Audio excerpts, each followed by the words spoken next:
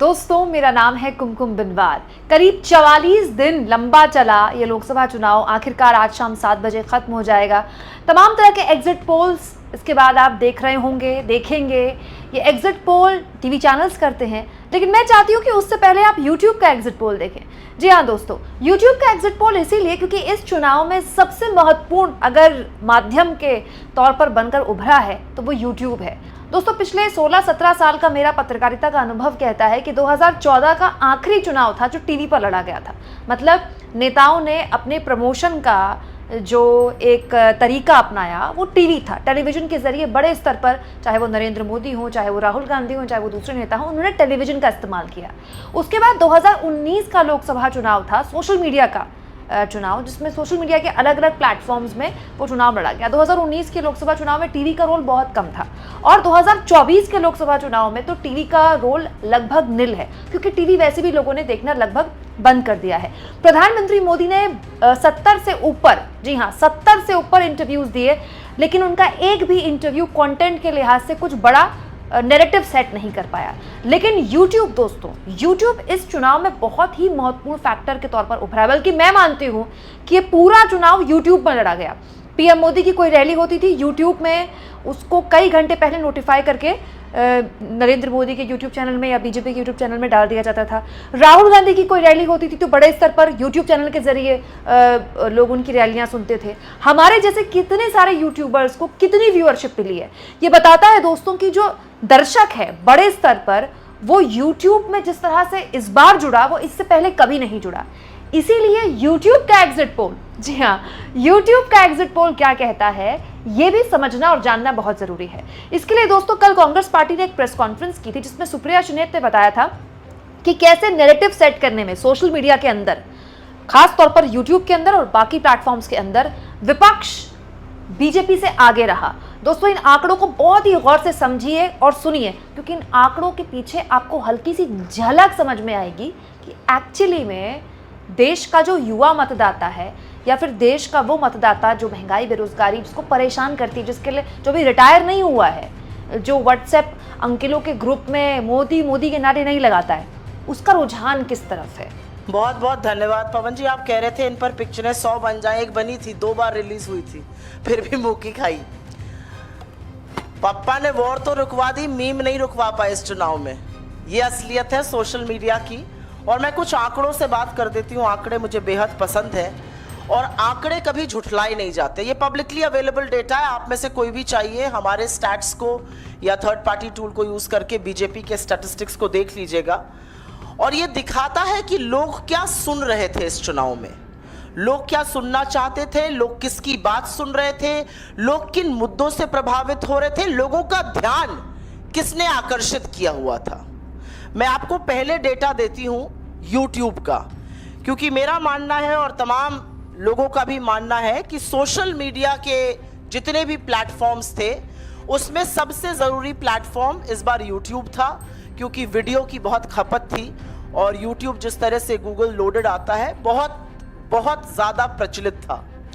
YouTube पर मार्च से मई के बीच में, और मैं 16 मार्च के डेटा से बात करी क्योंकि जिस दिन चुनाव अनाउंस हुआ था उससे 30 मई तक का डेटा है, 613 मिलियन व्यू कांग्रेस पार्टी के थे, 150 मिलियन व्यू भाजपा के थे। तो कहीं ना कहीं यूट्यूब पर भी लोग हमारी बात सुन रहे थे, हमारे नेताओं को सुन रहे थे, हमारी रैलियों को सुन रहे थे, हमारी प्रेस कॉन्फ्रेंस को सुन रहे थे। इसमें एक बड़ा इंटरेस्टिंग डेटा ये है, और यूट्यूब का डेटा देने के पहले मैं एक और डेटा दे देती हूँ, इंस्टाग्राम का डेटा। इंस्टाग्राम को बड़ा यूथ फ्रेंडली माना जाता है, ज्यादातर यूजर्स जो होते हैं वो यंग होते हैं। इंस्टाग्राम पे हमारी एवरेज लाइक 1,21,000, बीजेपी की एवरेज लाइक 26,945।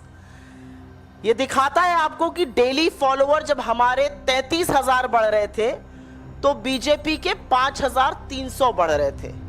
तो कहीं ना कहीं जो युवा देश है, जो यंग है, जो इस चुनाव का निर्धारण करेंगे, जो निर्णय करेंगे कि सरकार किसकी बनेगी, वो कांग्रेस की बात सुन रहा था, कांग्रेस के नेताओं की बात सुन रहा था, कांग्रेस का नैरेटिव सुन रहा था, कांग्रेस के उठाए मुद्दों की बात सुन रहा था। और यही नहीं, YouTube पर भी जो 53% हमारे यूजर्स हैं वो 34 वर्ष से आयु में कम है। हमने करीब 350 से ज्यादा रैली, प्रेस कॉन्फ्रेंसेस और स्पेशल इवेंट्स लाइव किए। हमारे इंप्रेशंस ट्विटर पे जबरदस्त उसमें बढ़त हुई। एवरेज लाइक हमारे ट्विटर पे बीजेपी से कई गुना ज्यादा है। यही स्टोरी फेसबुक की है, यही स्टोरी यूट्यूब की है, यही स्टोरी इंस्टाग्राम की है। लेकिन ये स्टोरी क्यों है? और मुझे लगता है जयराम जी ने और पवन जी ने इसका एक आपको लेखा जोखा दे दिया है। सोशल मीडिया कोई दूसरे प्लैनेट पर चलने वाला जीव जंतु नहीं है।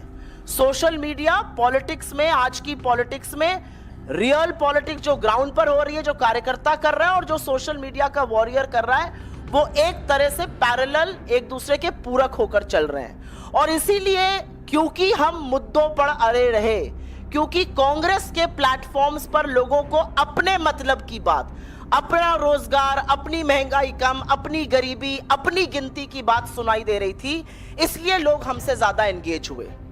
हमने ज्यादा एंगेजिंग कंटेंट बनाया, हमारा कंटेंट ज्यादा फ्रेश था, हमारा कंटेंट यूनिक था। हमने गुब्बारे दिखाए जिसको आप एक उंगली से फोड़ सकते थे। हमने महिलाएं दिखाई जिन्होंने कहा कि दिन भर व्हाट्सएप पढ़ पढ़ के जिस सरकार को बनाया है उसको हटाना है। और ये पूरा कुछ करने में हमने सरकार को कटघरे में खड़ा किया। मीडिया ने भी, हमारे मीडिया विभाग ने भी खड़ा किया, हमने भी खड़ा किया। हमने कटु आलोचना करी, हमने तीखे प्रहार किए, लेकिन हमने एक बार भी राजनीति की शुचिता और मर्यादा को नहीं लांघा। और उसका परिणाम है कि लोगों ने दिल खोलकर हमारा कंटेंट देखा, उसको सराहा, उसका एंगेजमेंट ज्यादा था और यह दिख रहा था आपको पूरी तरह से। एक बड़ी विचित्र बात थी, अगर आप कांग्रेस के किसी भी सोशल मीडिया प्लेटफॉर्म पर जाते, कांग्रेस के किसी नेता के प्लेटफॉर्म पर जाते, पवन जी पर जाते, मुझ पर जाते, जयराम जी पर जाते, राहुल जी के पे भी जाते, तो वहां पर आपको आम जनता की आवाज जरूर दिख रही थी। 4-5 दिन के कंटेंट हम आम जनता की आवाज लगाते थे।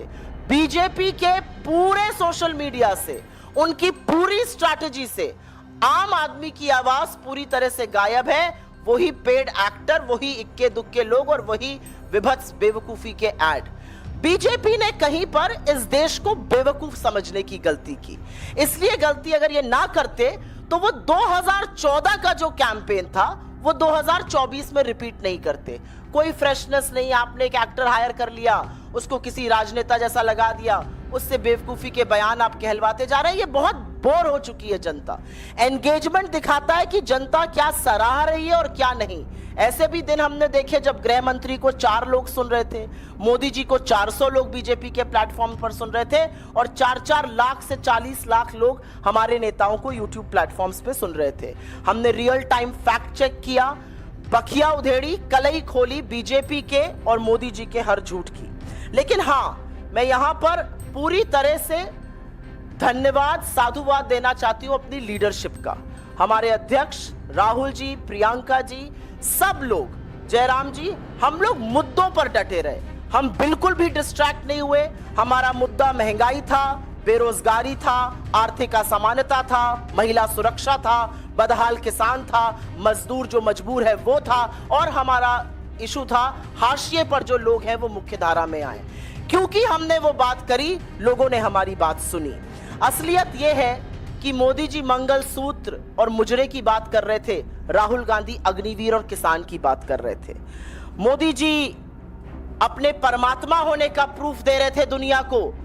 राहुल जी पूछ रहे थे कि पोर्श से अगर एक लड़के से एक्सीडेंट हो जाता है, उसको 300 शब्दों का निबंध लग के छोड़ दिया जाता है। कोई ड्राइवर से होता है तो उसको 10 साल के लिए जेल में क्यों डाल दिया जाता है।